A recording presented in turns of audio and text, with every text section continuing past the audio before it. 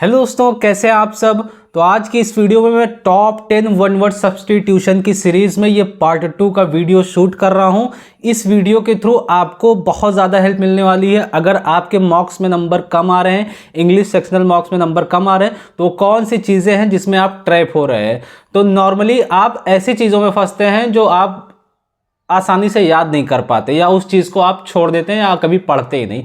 तो उसी सीरीज में आज ये बहुत ही इंपॉर्टेंट वीडियो होने वाली, जिसमें सबसे हार्ड और टफ जो वन वर्ड सब्स्टिट्यूशन बने हैं 2024 के एसएससी एग्जाम में, उनकी सीरीज मैं चला रहा हूं और उनमें से ही ये सारे क्वेश्चन उठाए गए हैं। तो अगर आपका आगे सीपीओ मेंस है या एसएससी किसी भी एग्जाम की प्रिपरेशन करें तो ये सीरीज आपके लिए बहुत ज़्यादा इंपॉर्टेंट है। आप एक बार इस वीडियो को देखिएगा, अगर आपको वर्थ इट लगेगा तब आगे कंटिन्यू करिएगा, और वर्थ इट नहीं लगा तो आप 2 मिनट 3 मिनट 4 मिनट 5 मिनट देखने के बाद इसको लीव कर सकते हैं। आप अपना टाइम बिल्कुल ज़ाया मत करिए, ठीक है ना। आप इसके पहले एक वीडियो मैं अपलोड कर चुका हूँ, आप उसे भी देख सकते हैं, ठीक है।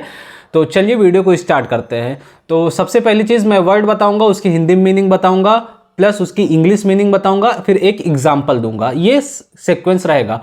अगर आप इसको वीडियो को देख रहे हैं, अगर लाइब्रेरी में या कहीं ऐसी जहां बैठे हैं, तो आप इसको 1.5x की स्पीड पर भी करके देख सकते हैं और अपने कॉपी पेन में नोट डाउन भी कर सकते हैं, ठीक है ना। तो चलिए बिना डिले के वीडियो को स्टार्ट करते हैं। सबसे पहला वर्ड जो मैं यहाँ स्क्रीनशॉट भी स्लिप कर दूंगा, वेस्पर्स है। VESPERS। वेस्पर्स मतलब होती है जो शाम की प्रेयर होती है, उसे वेस्पर्स कहते हैं। स्पेशली जो चर्च में शाम की प्रेयर होती है उसी को वेस्पर्स कहते हैं। क्या?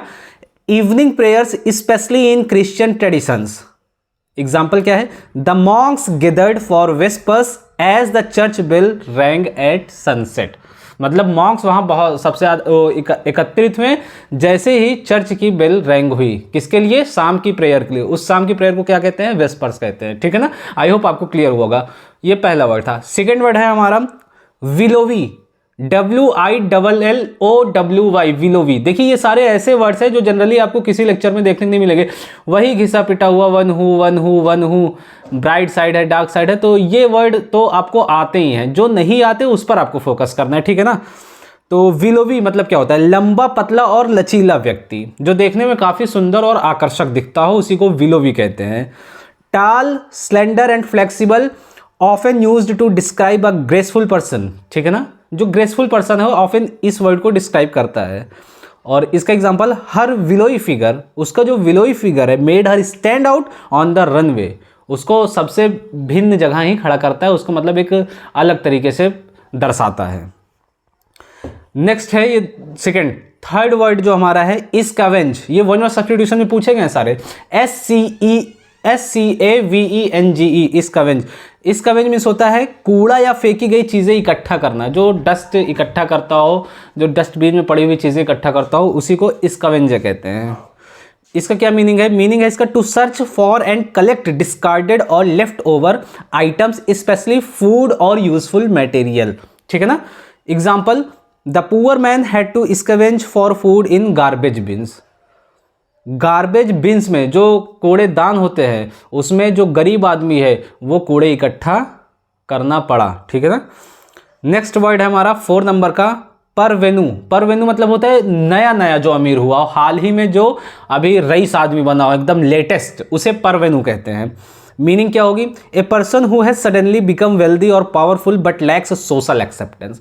मतलब वो वेल्दी तो हो गया, पावरफुल तो हो गया, बट अभी सोशल एक्सेप्टेंस नहीं हो पाई है, समाज में उसका उतना उचित व्यवहार नहीं हो पाया, समाज ने उसको अभी एक्सेप्ट नहीं किया है। जैसे, despite his millions the old aristocrats still saw him as a parvenu.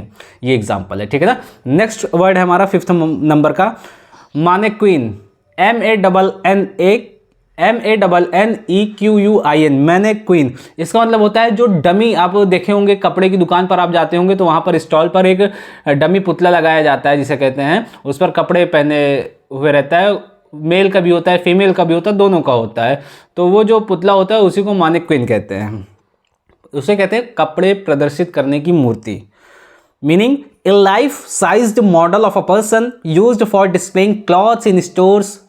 ये हो गया, ठीक है ना। एग्जाम्पल इसका, the boutique displayed the new collection on elegant mannequins. The boutique displayed मतलब होता है दर्शाया गया, द न्यू कलेक्शन नए कलेक्शन का, ऑन एलिगेंट मनीक्वींस। ठीक है ना, आई होप आपको क्लियर होगा। आगे मैं बढ़ूँ इससे पहले एक छोटी सी इन्फॉर्मेशन है आपके लिए। टेलीग्राम पर बहुत ही अच्छे लेवल पर क्विजेस चल रही हैं, वहाँ cloze test, PQRS, passage comprehension, error detection और यूट्यूब पर भी काफ़ी ज़्यादा सीरीज चल रही है। तो आप टेलीग्राम से जरूर जुड़ो, उसका डायरेक्ट लिंक आपको इस वीडियो के डिस्क्रिप्शन में मिल जाएगा। आप एक बार चेकआउट जरूर करिए और अगर आपको हेल्पफुल या बेनिफिशियल लगे तो जरूर जुड़िए, अदरवाइज उसको चेक करके आप लीव कर सकते हैं। ठीक है ना। नेक्स्ट 6 नंबर का वर्ड है हमारा एटियोलेट। देखिए कितना टफ वर्ड है, एक बार प्रोनाउंसिएशन में भी आप चक्कर खा जाएंगे। ETIOLATE, एटियोलेट। इसका मतलब क्या होता है? निर्बल करना या रंग उड़ जाना, जिसका रंग एकदम फीका पड़ गया हो किसी कारणवश। मीनिंग क्या होगी? टू मेक वीक और pale due to lack of light और नरिशमेंट, जिसका सही से पोषण ना हो पाया हो, जिसको सही से लाइट ना मिल पाई हो, तो उसका रंग क्या होगा? धीमा पड़ जाएगा, फीका पड़ जाएगा। उसी को हम यहाँ कहेंगे etiolate. Example, the plant began to etiolate due to insufficient sunlight. जो पेड़ पौधे हैं वो सनलाइट की सही नरिशमेंट ना पाने की वजह से बिल्कुल धीमे पड़ गए, बिल्कुल सूख गए, बिल्कुल मुरझा गए। ठीक है ना। 7 नंबर का है हमारा डेनिग्रेट। डेनिग्रेट मतलब क्या होता है? डेनिग्रेट मतलब होता है बदनाम करना, किसी की छवि खराब करना।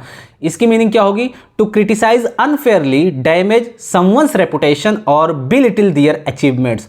मतलब किसी की जो अचीवमेंट है उसको बिना किसी कारणवश क्रिटिसाइज करना और उसकी छवि को नुकसान पहुंचाना, इसे ही डेनिग्रेट कहते हैं, बदनाम करना। एग्जाम्पल है, he attempted to denigrate his rival by spreading false rumours. वो अपने जो प्रतिद्वंदी हैं उनके खिलाफ गलत दुष्प्रचार करके उनके जो डेनिग्रेट है उनको डेनिग्रेट कर रहे हैं, उनका अपमान कर रहे हैं। ये इसका एग्जाम्पल हो जाएगा। बाल्डरडेस, बाल्डरडेस, बाल्डरडेस, BALDERDAS, बाल्डरडेस। इसका मतलब होता है बकवास या निरर्थक बातें, जो फिजूल की बातें हो, जो फिजूल की निरर्थक बातें हो, जो जिसका कोई ही तुक और लेना हो। ठीक है ना।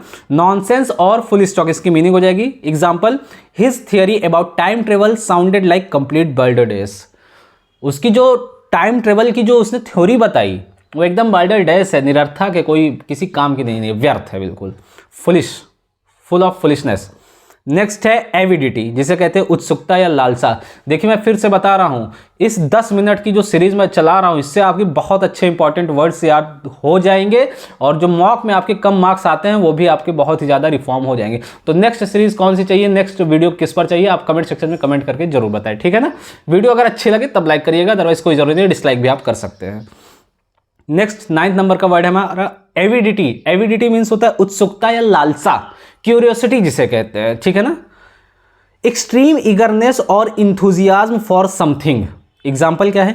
ही read the detective novel with great avidity finishing it in 1 night. उसने एक डिटेक्टिव नॉवेल को बहुत ही ज़्यादा इंथुजियाज्म के साथ पढ़ा और उसने पूरी की पूरी नॉवेल एक रात में ही खत्म कर डाली। तो यहाँ क्या हो, ये यूज होगा एविडिटी वर्ड यूज करेंगे, जिसे उत्सुकता या लालसा कहते हैं, कीन इंटरेस्ट कहते हैं जिसे। ठीक है ना। क्यूरियोसिटी, कीन इंटरेस्ट, ये यहाँ पर इसकी सही सिनोनिम्स हो जाएगा। जो नेक्स्ट और लास्ट वर्ड है ये बहुत ज़्यादा टफ है, इसको जरूर कॉपी में नोट डाउन करिएगा। इसका प्रोनाउंसिएशन भी थोड़ा टफ है। ठीक है ना। पहले स्पेलिंग में पढ़ रहा हूं, VALETUDINARIAN। क्या होगा बताइए? VALETUDINARIAN, वॉलेट्यूडिनेरियन, वॉलेट्यूडिनेरियन, वॉलेट्यूडिनेरियन। इसका मतलब क्या होता है? जो हमेशा स्वास्थ्य को लेकर चिंतित हो, जो ऐसा व्यक्ति जो हमेशा अपने हेल्थ को लेकर चिंतित हो, मतलब उसे कह सकते हैं आप जो ज़्यादा, जिसको डिजीज़ हो, ज़्यादा इलनेस हो, तो हमेशा ज़्यादा अपनी हेल्थ को लेकर चिंतित रहता है। ठीक है ना। कहीं ऐसा ना हो तबीयत खराब हो जाए, कहीं ऐसा मुझे ये ना हो जाए, कहीं ऐसा ना हो मुझे ये हो जाए, तो उसी को वॉलेट्यूडिनेरियन कहते हैं। मीनिंग क्या है? A person who is excessively concerned about their health. Concerned excessively मतलब बहुत ही अधिकता में वे में वो अपने हेल्थ के लिए बहुत ही चिंतित हो। ऑफन इमेजिंग और एग्जैगरेटिंग इलनेस, जो हमेशा उसके रोग को ही बढ़ावा देता है। It can also refer to someone who is frequently ill और वीक। और ये वर्ड ऐसे लोगों को भी रिफर करता है जो हमेशा फ्रिक्वेंटली बीमार पड़ जाते हैं, हफ्ते 10 दिन में, 15 दिन, 20 दिन में उनको बीमारी पकड़ लेती है। Example, despite having no major illness he lived like a valetudinarian constantly worried about minor health issue. इसका मतलब वह हमेशा अपनी सेहत को लेकर इतना चिंतित रहता था कि लोग उसे एक वॉलेट्यूडिनेरियन कहने लगे।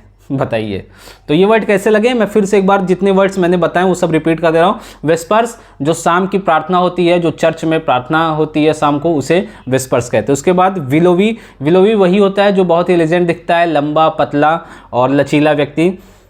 स्कैवेंज कूड़ा या फेंकी गई चीज़ों को जो बटोरता है वही स्कैवेंज कहलाता है। परवेन्यू होता है जो हाल ही में अमीर बना हो, जो हाल ही में रईस आदमी बना हो। जो होता है कि वो एक सॉन्ग था कि तुम्हारा वो बता रहा है कि अमीरी नई नई है।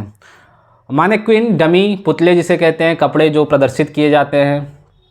एचियोलेट मतलब रंग फीका जिस चीज़ का पड़ जाता है, जैसे सनलाइट नहीं पहुंची प्लांट्स में तो इसको एटियोलेट कहते हैं। डेनिग्रेट मतलब होता है किसी चीज़ को बदनाम करना या किसी चीज़ को एकदम उसकी छवि को तहस नहस कर देना, ठीक है ना।